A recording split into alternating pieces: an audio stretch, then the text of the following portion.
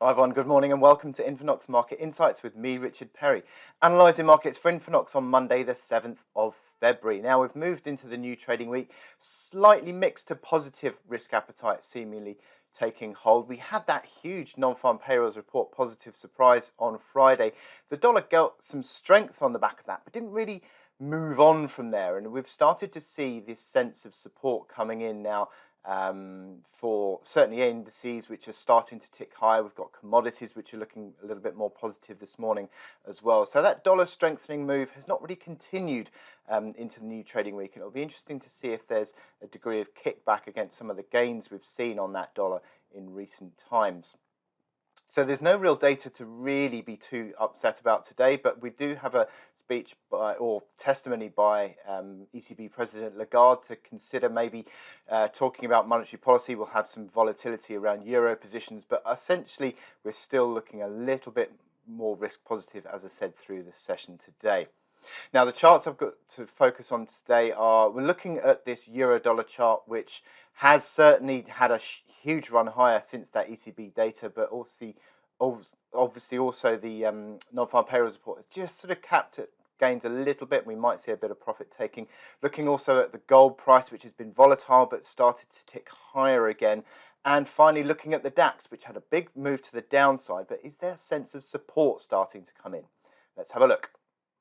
And onto the Infonox MT5 platform, just starting off with euro-dollar and seeing how the progression has been seen since that ECB meeting. The sharp move higher on that ECB sort of hawkish surprise, should we say, on Thursday, just sort of started to settle down a bit Friday. There was on the 4-hour chart, you can see here the sharp move to the downside came on the payrolls report, really, and the market has been sort of been nipped in the bud on that rally since that payrolls report, so just slightly ticking over.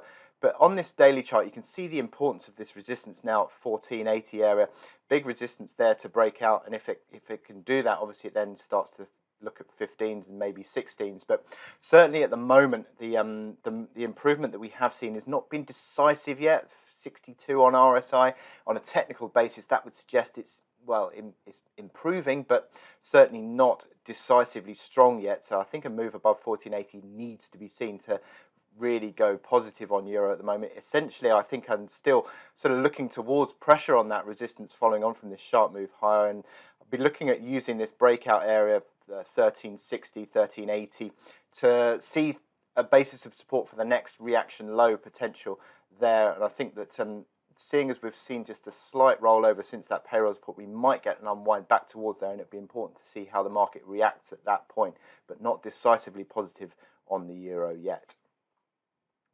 The gold chart has had this very choppy recovery in the past few sessions. It's been moving higher, but very uncertain on a daily basis. And you can see the sharp move to the downside on the euro on Thursday, sharp move to the downside on Friday on the back of the payrolls report. But each time it has come out the other side and found buyers willing to support it again. So essentially, it's still on this minor recovery that we've seen in the last few days, but it's not decisively positive yet. You can see the 4-hour RSI still in the 50s, really. So it's just more of a drift play at the moment, and it doesn't really have a great deal of conviction. Above 1810, 1815, it does look more positive for a test potentially of 1830 again. But just for now, just holding back a little bit on the recovery because it is so choppy on an intraday basis. And finally on the DAX, well, I was looking to play this continued recovery on the DAX, and then we had 3 sharp downside moves on the ECB, and then on the non-farm payrolls report just sort of really did hit DAX to the downside. But there's a sense of support starting to come in.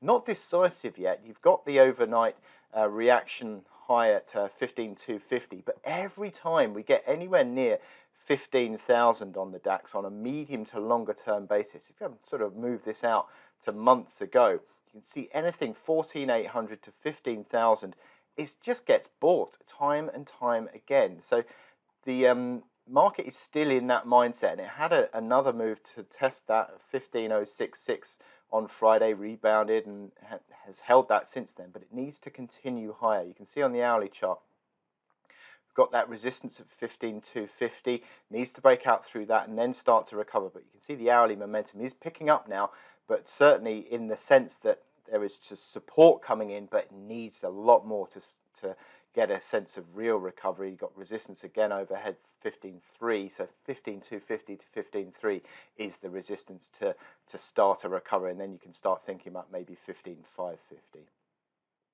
Thanks for watching this video. I hope you found it informative for your trading. It is a bit of a quieter week this week, but on Wednesday I will be looking ahead towards the US CPI data. So I'll leave you with the Infonox support and resistance table, and I will speak to you then. Thank you very much.